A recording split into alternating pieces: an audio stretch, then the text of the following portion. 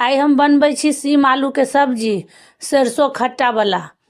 तो इस सीम के की करब, दुनू साइड से एकरा सोहि देबै आ छोट छोट टुकड़ा बना लेब।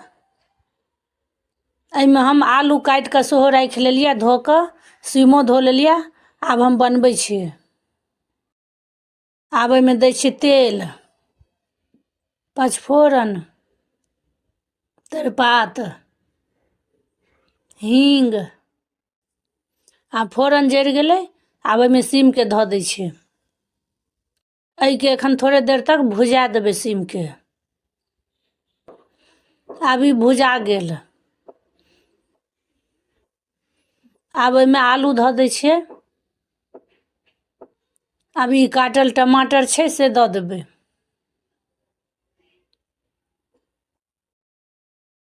आब एहिमे देबै हरदि, नून।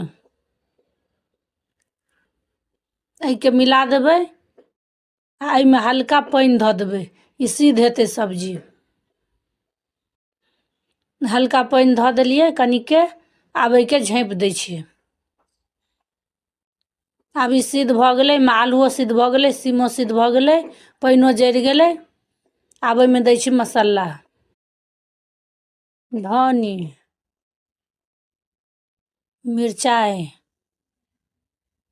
ई सरसों पीसने छलियै सेहो धऽ देलियै। आब एहिके बढ़िआँ से मिला देबै, थोड़े देर भुजा देबै मसाला। आब एहिमे मसाला भुजा गेलै। एहिमे आब पानि धऽ दै छियै। हिसाबेसँ पानि देबै, अंदाजसँ। आब एहिके झाँपि देबै। ई धनी पात एहिमे सेहो धऽ दै छियै। आब एहि सब्जीमे रसो गढ़ा गेलै, सब्जी बनि कऽ तैयार भऽ गेल। सब्जी अहिना बनेबै, बहुत नीक लागत खायमे सीम आलूके सब्जी। ई वीडियो यूट्यूब पर देखै छी सब्सक्राइब कऽ देबै, फेसबुक पर देखै छी फॉलो कऽ देबै। धन्यवाद।